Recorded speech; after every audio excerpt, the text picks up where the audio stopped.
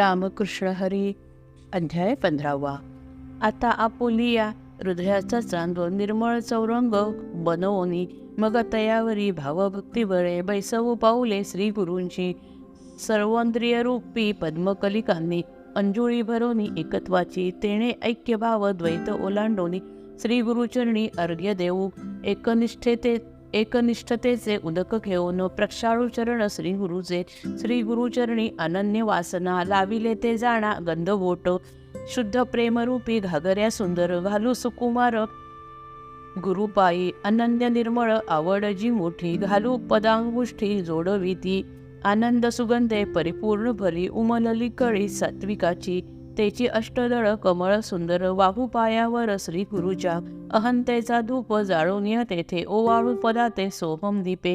नित्य निरंतर तद्रूप होऊन श्री गुरुचरणी देऊ मिठी. घालू निज देह आणि निज प्राण खडावा या दोन गुरुपायी. भोग आणि मोक्ष टाकू ओवाळून चरणावरून श्री गुरुच्या. धर्म अर्थाधिक सर्व पुरुषार्थ सुखे होती प्राप्त जेणे योगे. पात्र होऊ आम्ही ऐशा थोर दैवा करोनी ही सेवा श्री गुरुची. जेणे योगे ज्ञान उत्कर्ष पाहून राहे बिसावून ब्रह्मपदी. जेणे योगे होय वाचा सुरसाळ सिंधूची केवळ अमृताचा. कोटी पूर्ण चंद्र वक्तृत्वावरून सुखे ओवाळून टाकावे की. ऐसी मधुरता अक्षरांशी प्राप्त करोनी जे देत थोर दैव. सूर्ये अधिष्ठिली पूर्व दिशा जैसी सर्व ही विश्वासी प्रकाशवी. तैसी जेणे दैवे करी वाचा भली ज्ञानाची दिवाळी श्रोतयांसी. पुरे जेणे दैवे ऐसेची व्याख्यान नाद ब्रह्मस्थान जया पुढे पूर्ण कैवल्य निधान. दिसेना साजोन तेही तैसे श्रवण सुखाच्या मंडपात चांग. जगे घ्यावा भोग वासंतिक ऐसी बहरली सुरसाळ भली. वाचा रूपवेली जेणे दैवे सापडेना स्थान जयाचे म्हणून. मुरडती मन आणि वाचा तोची देव होय शब्दाचा विषय. थोर नव्हे काय आश्चर्य हे कळेना ज्ञानासी वळेना ध्यानासी. वस्तू जी का ऐसी अगोचर तीच बोला माझी सापडे सहज. एवढी सतेज होय वाचा श्री गुरुचरण पद्मगंध लाधे. तेव्हाची हे साधे बाचे लागी ज्ञानदेव म्हणे बहु बोल काय. अग आज भाग्यश्वर्य मातेची ते. मी तो श्री गुरूंचे एकुलते एक लाडके बालक म्हणून या. येथे तयांची या कृपेलागी पूर्ण एकलेची स्थान झालो आता. आपले सर्वस्व मेघ ओती जैसा जाणून या तृषा चातकाची. तैसा निजबोध ओतीला माझ्यात थोर कृपावंत श्री गुरूंनी.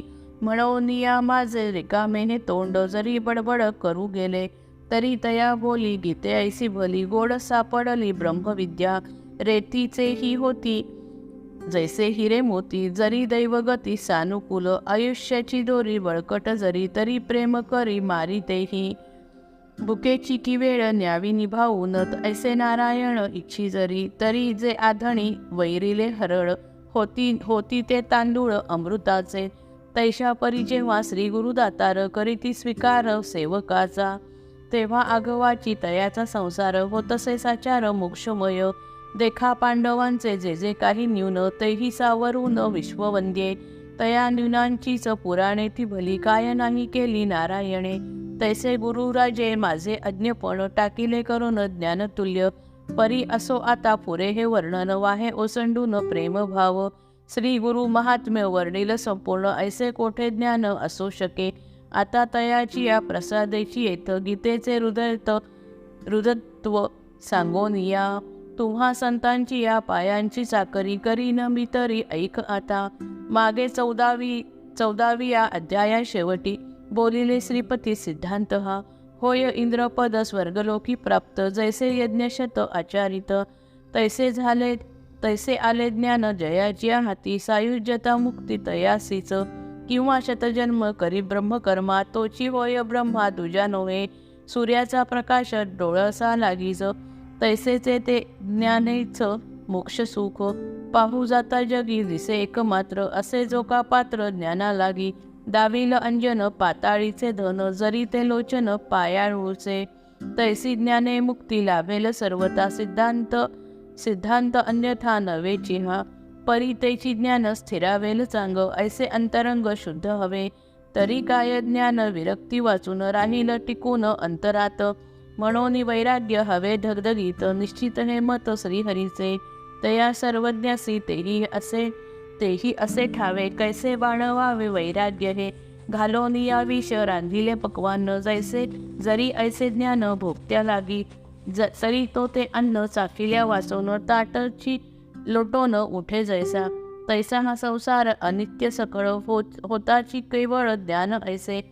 मग वैराग्यासे दिले हाकलोन तरी परतोन पाठी लागे. जय जय रघुवीर समर्थ.